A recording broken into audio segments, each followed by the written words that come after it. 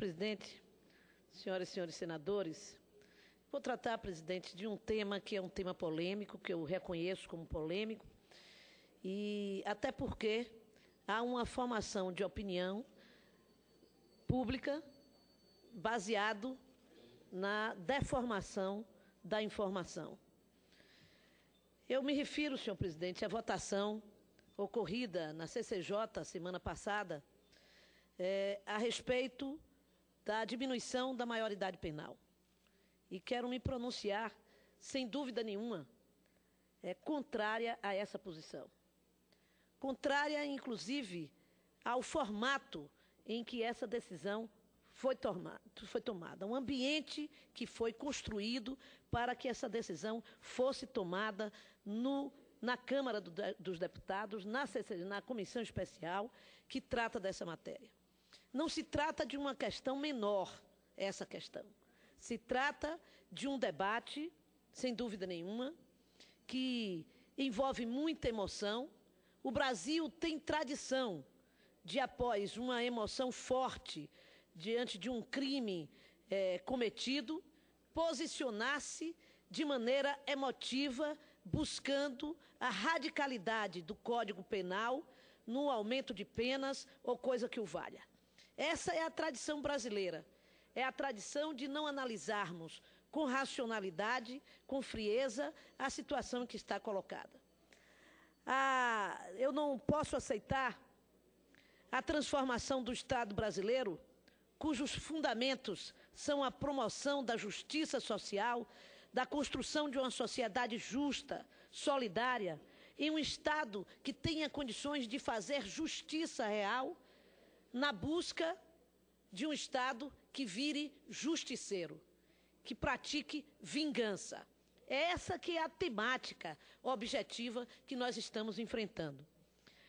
A proteção a crianças e adolescentes parece a mim que é o caminho correto, que tem sido trilhado pela grande maioria dos países. O levantamento feito em 54 países pelo Fundo das Nações Unidas para a Infância, UNICEF, aponta que 78% deles fixaram a maioridade penal em 18 anos ou mais. A Alemanha e a Espanha adotaram um sistema intermediário entre sanções impostas a menores de idade e as prisões para adultos. Nesses países, jovens infratores entre 18 e 21 anos entram no sistema de justiça juvenil, em que há restrição de liberdade, porém em local específico para essa faixa etária e onde são aplicadas medidas socioeducativas. Podemos, na mesma linha, apontar para o Extremo Oriente, ao mencionar a experiência japonesa, embora possua uma definição para a delinquência juvenil mais ampla. A lei juvenil japonesa fixa a maioridade penal aos 21 anos de idade. Segundo o mesmo levantamento, nos países em que a maioridade é baixa, não houve registro de redução da criminalidade. E esse parece ser o caso dos Estados Unidos, onde em alguns estados a maioridade ocorre a partir de 12 anos de idade. Temos ainda exemplos em que se aproximam mais da nossa realidade. A Colômbia, país com longo histórico de altos índices de violência. A Costa Rica também chegou a reduzir o limite para, em um segundo momento, retrocederem nessa posição. Lembro que o Brasil é signatário da Convenção sobre os Direitos da Criança, que prevê atendimento diferenciado para menores de 18 anos infratores em relação a adultos. Temos o Estatuto da Criança e do Adolescente, que igualmente assegura a aplicação de medidas socioeducativas que buscam a reinserção social. Qualquer mudança nas regras significará, portanto, um indesejável retrocesso na posição ocupada hoje pelo Brasil na política exterior voltada para a proteção da criança e do adolescente. A análise ligeira da legislação internacional permite-nos enxergar que, sem dúvida, caminharemos no contramão daquela que é a tendência no mundo no que se refere à maioridade penal. Senhor presidente, senhores senadores e senadoras, basta lançarmos um breve olhar para o atual sistema penitenciário brasileiro para nos defrontarmos com um cenário estarrecedor. Há um consenso difuso entre os especialistas de que os institutos penais no Brasil encontram-se exauridos como instrumentos de ressocialização dos seus internos.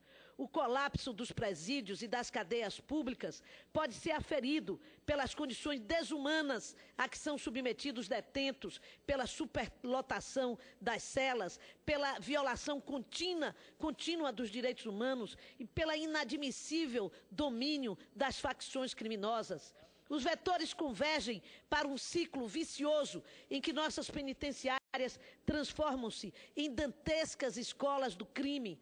Aqueles homens tornam-se irremediavelmente ainda piores e antissociais. Ademais, bandidos de longa ficha corrida, que tiveram toda a sua vida dedicada ao mundo do crime, dificilmente se readaptam ao convívio social. A prisão degrada ainda mais. Pois bem, fazer com que um jovem de 16 ou 17 anos seja trancafiado como criminoso profissional certamente representará a consolidação de uma conduta criminosa. Presidente, tenho pouco tempo, caro senador Walter Pinheiro, e, portanto, não vou ler o meu discurso na sua íntegra, porque vou voltar a esse tema outras vezes aqui na casa. Quero, no entanto, registrar que muitos, e ouço muito, inclusive na Bahia, agora recentemente, que nos bairros populares nós encontramos jovens infratores, jovens adolescentes de 14, 13, 12 anos de idade de armas na mão. A responsabilidade é desse jovem.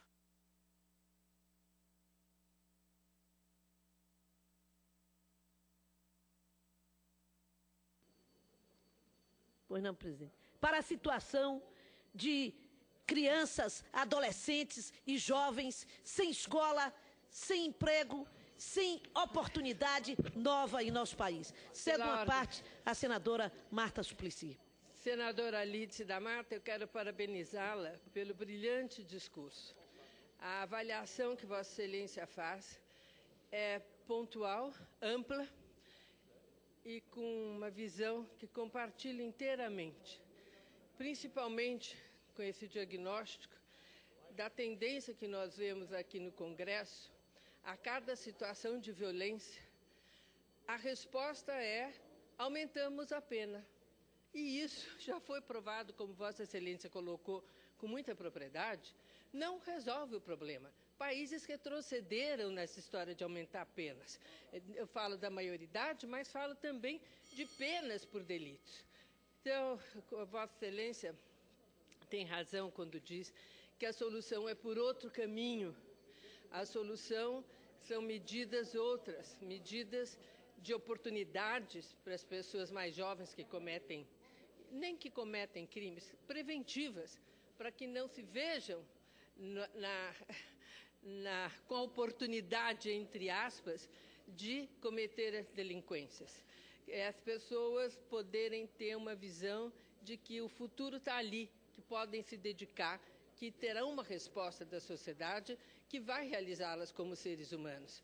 E nós vemos que a situação é precária nessas possibilidades, que a miséria é grande e que as oportunidades de trabalho, de perspectivas, de ter uma carreira, são muito limitadas.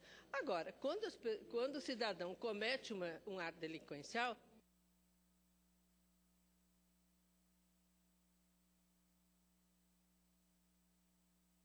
jovem comete um ato delinquencial, nós temos que pensar, assim, qual a dimensão desse ato delinquencial. Crimes que poderiam ser chamados de crimes hediondos, certamente não é para ficar um ano e fazer 18 anos e ter a maioridade e ser mandado embora. Nós temos que ter uma situação intermediária para esse tipo de crime. Acho que devíamos nos dedicar a isso, que é na área da repressão, mas com responsabilidade com a situação. E focar principalmente na juventude, que acredito que essa juventude que acaba indo para um desvio, é uma juventude que pode ser atendida na prevenção e depois, se não for, não será com essa redução que nós vamos conseguir qualquer resultado, como outros países têm demonstrado. Parabéns pelo seu excelente discurso. Muito obrigada, senadora. Eu quero registrar, senhor presidente, senhoras e senhoras senadoras, que eu vejo um debate acontecendo no país e continuo achando um debate superficial. Um debate em que se discute se o jovem está sendo, ou o adolescente, quando tem esse tipo de tratamento no ECA, se não está sendo vitimizado. Como se ele não fosse realmente uma vítima desta estrutura social que o nosso país foi incapaz de resolver. É claro que a decisão de um jovem ou de um adolescente de ir para a criminalidade não pode ter o beneplácito da sociedade. Mas ele não pode, e os políticos em especial, não podem comemorar, como eu vi na Câmara dos Deputados, a redução da maioridade penal, como se estivesse fazendo um grande gesto no combate à violência no nosso país. É mentirosa essa decisão, é mentirosa essa comemoração. Eu quero aqui, senhor presidente, para finalizar, ler um trecho do artigo da jornalista Eliane Brum, que, falando sobre essa questão a semana passada, que considero brilhante. Diz o seguinte, finalizando: o indivíduo pode desejar vingança em seu íntimo. O Estado, no entanto, não pode ser vingativo em seus atos. Do Estado se espera que ele leve adiante o processo civilizatório, as conquistas dos direitos humanos tão duramente conquistadas. Eu quero ver esta mesma indignação dos senhores deputados quando nós registramos a morte de crianças, como está sendo registrado diariamente no Jornal da Globo nesta semana. Dentro do Morro do Alemão, uma criança de 10 anos, como nós vemos centenas de crianças no país inteiro, principalmente que registram crimes impunes, sem resolução, centenas de crianças e jovens adolescentes nos bairros populares, muitas vezes sendo vítima do próprio Estado policial. Portanto, esta questão exige uma racionalidade grande, um compromisso profundo com os direitos do cidadão em nosso país e, acima de tudo, um debate também muito profundo sobre a segurança em nossa pátria. Muito obrigada, senhor presidente.